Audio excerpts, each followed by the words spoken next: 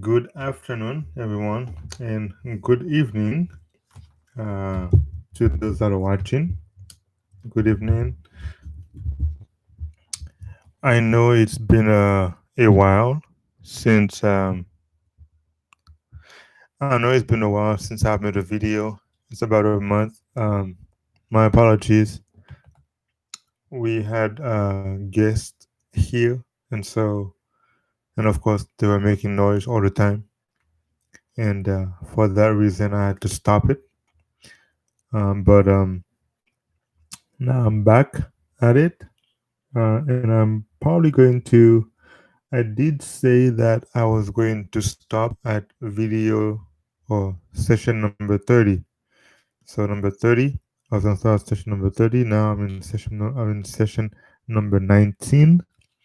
So I have 11 more to do, and I might actually do all the 11 like almost every single day. So today, tomorrow, Wednesday, Thursday, I may do um, back to back because in October, I plan on starting a new one, a new book in October. Um, and so today we are already almost halfway of September. Tomorrow is the 15th. And so it will be exactly halfway of September. And of course, we are 3 quarters from the end of the year. So that's something I was going to keep in mind. I'm not praying that 2020 goes by fast because I don't know what 2021 is going to give me. And so um, I know it's been a rough year so far for many people, but always thank God for what you have because tomorrow may be even worse. Or tomorrow can become better. So depending on what's gonna happen, but still thank God for what you have for the moment. I'm not sure if you guys are able to hear me properly. Uh, I'm hoping that you can hear me properly, and so I will do my best to speak loud. And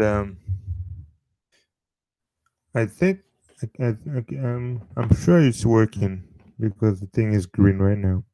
And so let's see. Yes, it's working. So yes, you guys can hear me properly. If you can, um, put a comment or a like on it to let me know that yes, you could hear me. Thumbs up for yes, you could. For thumb down for no, I couldn't hear you. Could you please redo this? Well, of course, I'm gonna be watching it again. So at the end of the thing. All right. So welcome everyone. Welcome back to Open Veil TV.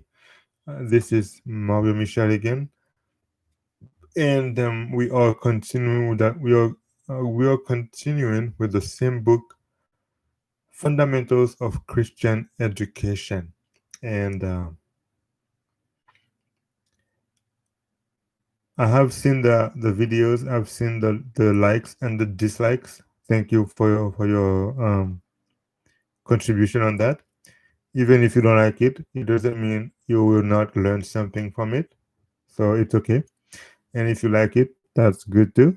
But I think everyone that has watched it lately, and so maybe it would help people that are looking for something better to give their children that opportunity to do so from these videos. We are going to continue. Today is Monday, September 14th, 2020, and we're going to start right back where we left off because I know exactly where I left off. And we're gonna go to the next paragraph. And this one is a chapter on courtship and marriage. So courtship and marriage for those that are looking into marriages. The question is asked. The question is asked: Wherewithal shall a young man cleanse his way? And the answer is given by taking heed thereto according to thy word, meaning God's word. The young man who makes the Bible his guide need not mistake the path of duty and safety. That blessed book will teach him to preserve his integrity of character, to be truthful, to practice no deception. So that means people that are living by the word of God, they will be learning to practice no deception, and preserve, of course, integrity of character. Thou shalt not steal was written by the finger of God upon the table of stone, yet how much underhand stealing of affections is practiced and excused.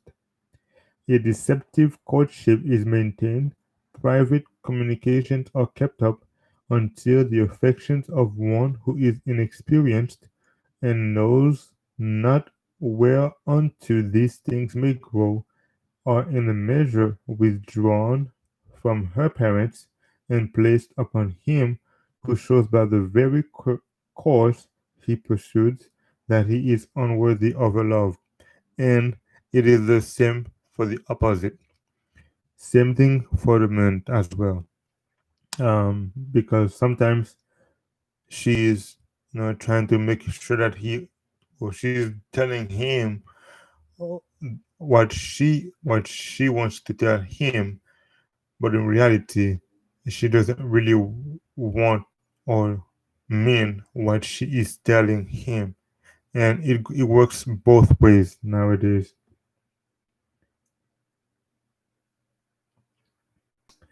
The Bible condemns every species of dishonesty, and of course, like I mentioned, dishonesty can go both ways, men or women, and demands right doing under all circumstances. He who makes the Bible the guide of his youth, the light of his path, will obey its teaching in all things. He will not transgress one jot or tittle of the law in order to accomplish any object, even if he has to make great sacrifices in consequence. If he believes in the Bible, he knows that the blessing of God will not rest upon him if he departs from the strict path of rectitude. Although he may appear for a time to prosper, he will surely reap the fruit of his doings. Which is interesting because looking at nowadays when it comes to marriage, and okay, there are many people that are talking. Where have all the good men gone? Yes, that's a question I hear a lot. Where have all the good men gone? Well, guess what? The good men have not gone anywhere. They are here. They are here. The reality is, where have all the good women gone? Are they here? Because according to what I've seen so far, the divorce rate is so accelerating at a peak, not even multiplying, not even exponentially, but factorially. And it's basically being made by women 80% of the time. So why would the good men want to get married when they're gonna have the end as the divorce? I don't know. But what I know is the men are now getting away from marriages because they've seen what's going on. And I can assure you, if a man goes according to the Bible, he will find two things. It's either he will never get married, or he will get married to the woman that God will actually give him, not the one that he is looking for. But of course, Satan always likes to come and try to do his best to destroy your marriage. But if God is the one that did the match for you, if you're the one that basically how do you say that, when people are in a fashion show, they're walking or that, If God brings a woman walking in front of you, that means there is no way you're gonna fail. Even if Satan comes, the only way you could fail is if you stop being a godly man or a godly woman as well. If you're looking for a man, but if people are trying to depart from the Bible to look for a husband or a wife, then mind you, this is for the Christian people, not for the secular or for the heathen or the worldly. No, for the Christian people. The Christian that are Christian by life, not by words, by action, not by not by picture. They're by character, not by name. So I mean, they are living the Christian life, and they are doing their best to stick to it. Not like, oh yeah, I'm a Christian, and then they go out and do all kinds of nonsense. Not that one. Those that are really looking in, that are really living the Christian life. Those, if any of them, they will always have issues, but divorce will not be one of the options, because today it seems like the marriage certificate has an expiration date other than death, right? So and so that's why we need to do things openly. And for the men, if you wanna ask a girl out, um, well, if you're gonna ask a girl out on a date, make sure to ask their parents or her parents. At least talk to the, at least you can tell her, hey, I wanna take you out on a date, and she may say no, she may say yes, she may say maybe, but your responsibility as a man is to say, or should I ask your parents? And if the parent says no, then okay, then tell her, hey, you know what? I know you would like to go with me, but your parents say no, then no, it is. We're not gonna go together anymore.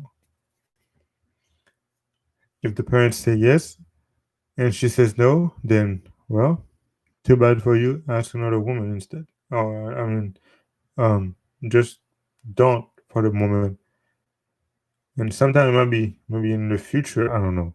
But if the parents say yes and she says no, then there's nothing you can do about it. If she says yes and the parents say no, then there is nothing you should do about it either. Because remember, don't do anything in the hiding or in the secret. Keep your integrity of character. No, fine. If they both say yes, then of course you can go out on a date with her and then all that. But make sure you're not doing anything wrong according to the Bible. Let's move on. The curse. Oh, so now we're gonna talk about the curse. The curse of God rests upon many of the ill-timed, inappropriate connections that are formed in this age of the world. If the Bible left these questions in a vague, uncertain light, then the course that many youth of today are pursuing in their attachment for one another would be more excusable. But the requirements of the Bible are not halfway injunctions. They demand perfect purity of thought, of word, and of deed. We are grateful to God that His word is a light to the feet and that none need mistake the path of duty.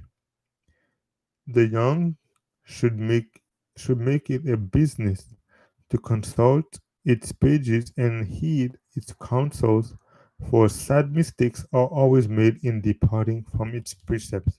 And again, this is to the Christian, not to the worldly. So I'm gonna say it again. This this series is actually called the Christian way, not the worldly way. So if you're a worldly person, then that I would say it doesn't apply to you But if you are looking into finding something different that is not worldly, then you can always look at these guidelines. But if you choose not to, it's okay because people have their choice. But to those that are Christian, at least that wants to be called Christian, they need to follow this path, this plan. Otherwise, they're not really Christian. They're just point blank. It is. That's how it is. And so there is no need to mistake, okay? Because everything that we know, we should do, the Bible tells us how we need to do it. That's the best way to do it. And of course, God is has the best way for everything. Even when you make a mistake, He still provides you the best way to lessen the consequence of the mistake that you have made. So keep that in mind. If there is any subject that should be considered with calm reason and unimpassioned judgment, it is the subject of marriage. And I'm going to talk about that part in a little bit more after that. If ever the Bible is needed as a counselor, it is before taking a step that binds persons together for life. But the prevailing sentiment is that in this matter, the feelings ought to be the guide, and the feelings ought to be the guide. And in too many cases, lovesick sentimentalism take the helm and guides to certain ruin. It is here that the youth show less intelligence than on any other subject. It is here that they refuse to be reasoned with. The question of marriage seems to have a bewitching power over them. They do not submit themselves to God. That's the first mistake. Their senses are enchained and they move forward in secretiveness. That's the second mistake. As if fearful that their plans will be interfered with will be interfered with by someone. That's the third mistake. You know, James chapter 4, verse 7 says, submit yourself to God, first thing. Number two, resist the devil. And three, the result is he will flee from you. And so, if you do not firstly submit yourself to God, then how can you resist the devil? Anyways, you can't. And if you submit yourself to God, but you do not resist the devil, then he will never flee from you. You have to work with the guidelines. Now, people that are in love, yeah, yeah. Ooh. People that are in love, I have an issue with that. People say, "Oh, you know what? I fell in love," and let me say this to you. If you fall in love, then there's a big issue going on right now. Yes, nobody falls in love. What, did you fall on the floor? Oh yeah, he swept me off my feet. If he swept you off your feet, then you would no longer be standing, but you'll be on the floor. You see, people like to use those terms to give to what you call it? What's that word I'm looking for? To paint a perfect picture love story, which is fake. Yes, I call it. It's fake. First of all, when it comes to loving somebody, it's a it's you take an action, no emotion involved, and how you actually love somebody, there should be no emotion in it, and I'm gonna explain that. If you love somebody and you're always just into the space of touchy touchy kissy kissy, then there's an issue because the majority of the quote unquote I'm in love, it's a license to be touchy touchy and kissy kissy, and they shouldn't because they're not married. There's a reason why they always at the wedding, they always say, "Now let the groom kiss the bride," because the assumption would be that you've never kissed the bride before. Then why do we even say those words in the wedding? Why would the pastor say, "Now let the groom kiss the bride"? The assumption is there should be no kissy kissy touchy touchy before the marriage.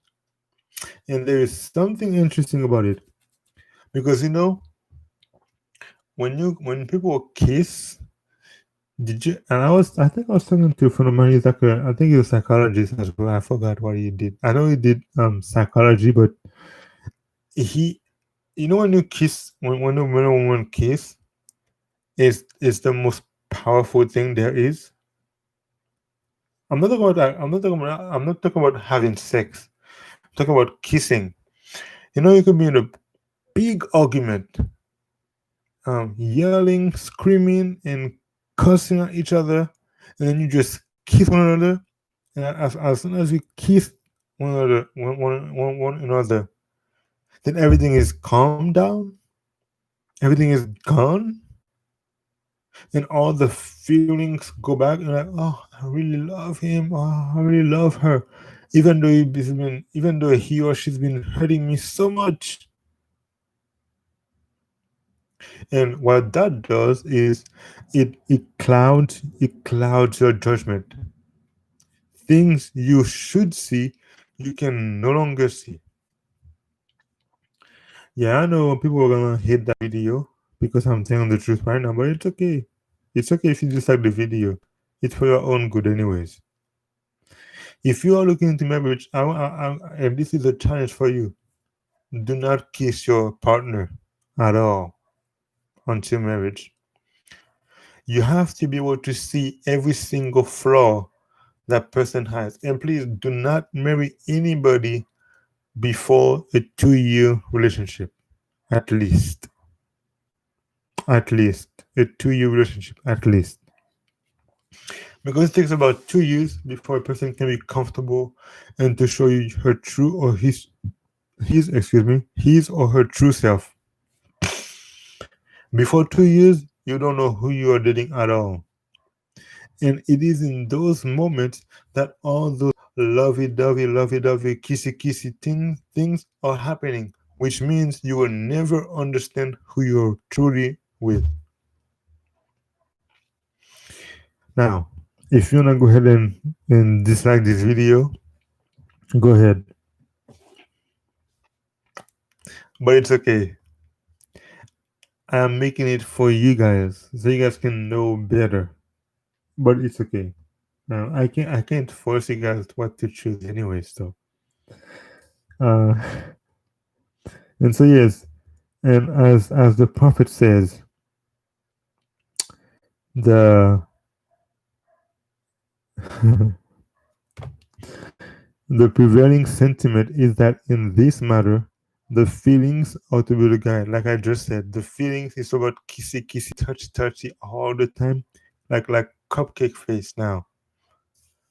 Cupcake face. Uh, I guess too much Disney movies people are watching nowadays.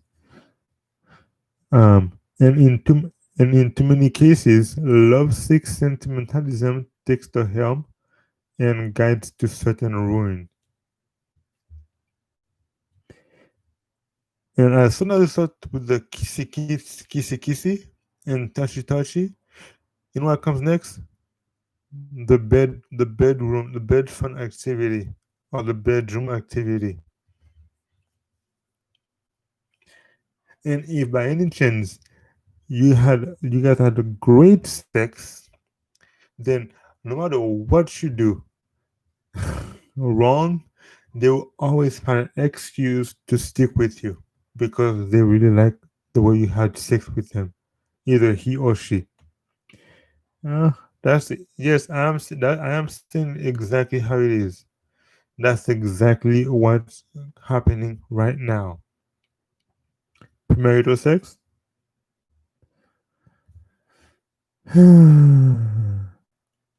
It is here that the youth show less intelligence than in on any other subject. It's as though our prefrontal cortex, our frontal lobe, has been removed. We had a frontal lobotomy. On that subject, marriage, we have a frontal lobotomy, and everything that goes in is just the limbic system that is taken over, and we have all sort of emotional reaction.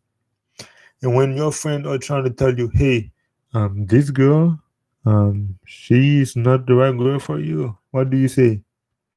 Man, give me a break. You don't even know who she is. I know who she is because we spend time together. Well, what time do you spend together? Kissy, kissy, touchy, touchy, and having sex? How is that gonna help you understand who she is? You know? Anyways, let's move on. Last paragraph before we yes, last paragraph before we end. Actually, no, we're gonna finish tomorrow. But today we're gonna go with that last paragraph, and then tomorrow we're gonna do the third part, the third part of that, and then we're gonna go to the next chapter.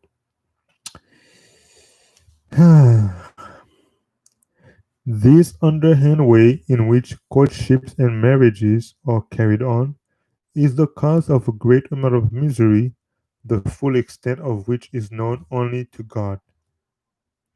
On this rock, thousands have made shipwreck, meaning the marriage rock or courtship. On this rock, thousands have made shipwreck of their souls. Professed Christians whose lives are marked with integrity and who seem sensible upon every other subject make fearful mistakes here. They manifest a set, determined will that reason cannot change. They become so fascinated with human feelings and impulses that they have no desire to search the Bible and come into close relationship with God.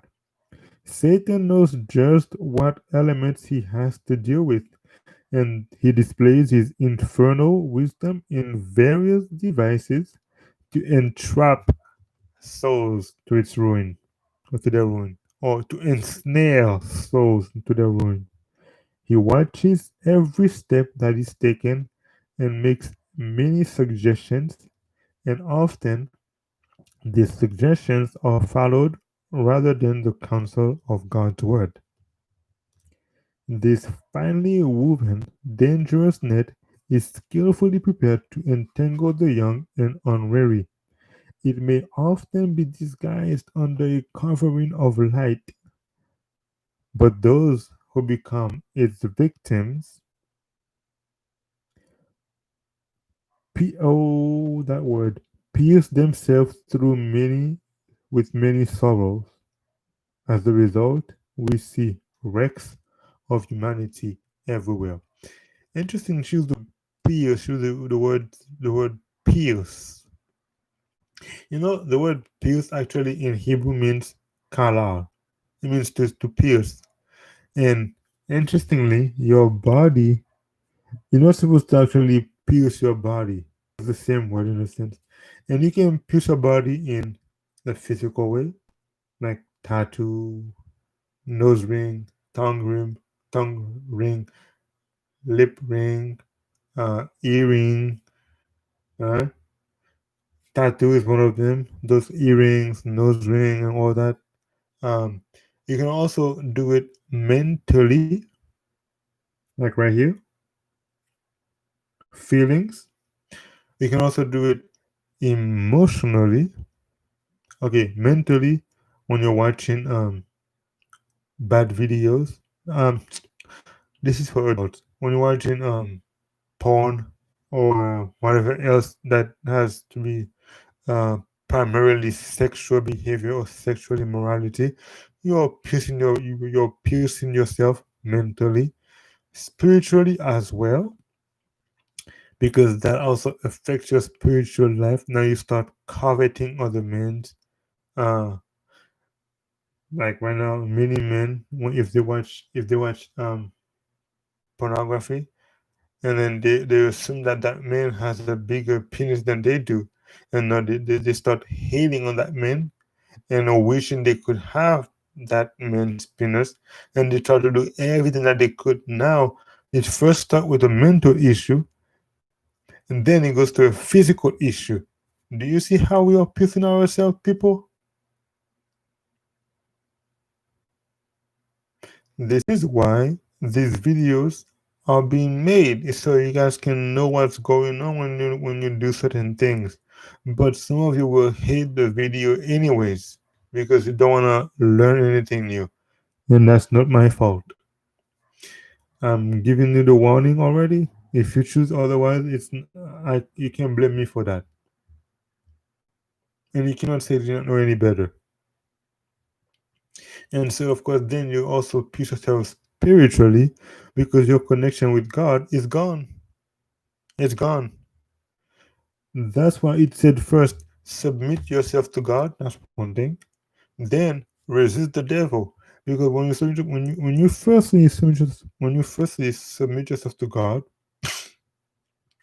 then you have to go and to know what the Bible says. Then when the devil comes to tempt you, you can know what to answer. I mean, how you can resist the devil, and of course, then he will flee from you. It doesn't mean you will never fall again.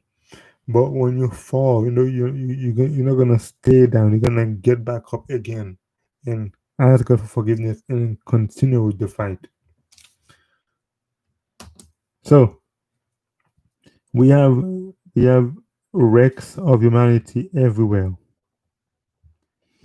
and that's why it is very important to to know what you're getting to.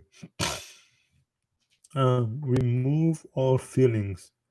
If you're trying to get a girlfriend or a boyfriend, remove all kinds of feelings out of the way. Remove the feelings. Um, See the person for who that person is.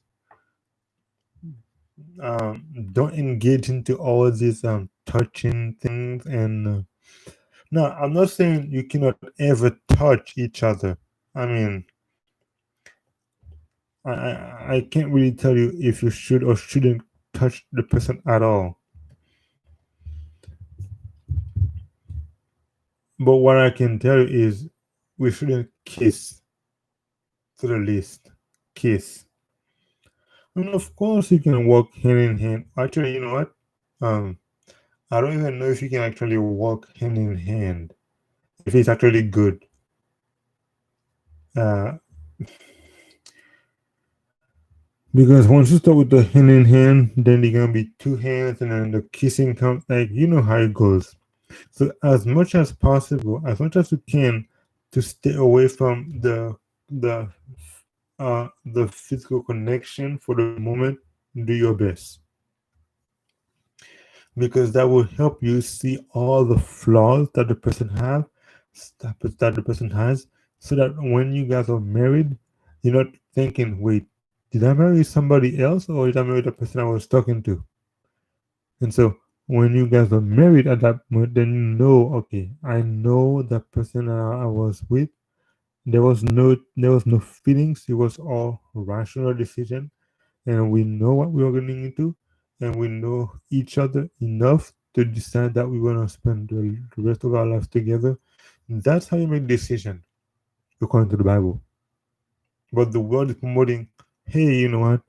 Um, do what thou wilt. You want to have sex? Go have sex. If she says yes, do it. If he says yes, do it. It's your body. Just go and do it. Have fun, and then get married. And then next thing is divorce. That's the way it is now. And so, guys, um, I hope you guys enjoyed this video. Um, Even those that probably going to dislike it probably still enjoy the video. I'm sure, but it's okay. Um, and so today was September 14th, 2020, And of course, I'll be making another video tomorrow on the 15th. And I'm gonna try to do it at least 4 days a week. So Monday, Tuesday, Wednesday, Thursday, if possible. Uh, but I'll do my best to keep it about half an hour. Today was like a longer one, I guess, because I was too excited to speak about that part right here. And so I will see you guys tomorrow. Tomorrow is September 15th, 2020. And until then, I hope to see you again. How did it go again? Oh, yes. I hope to see you again by God's grace. Until then, bye for now.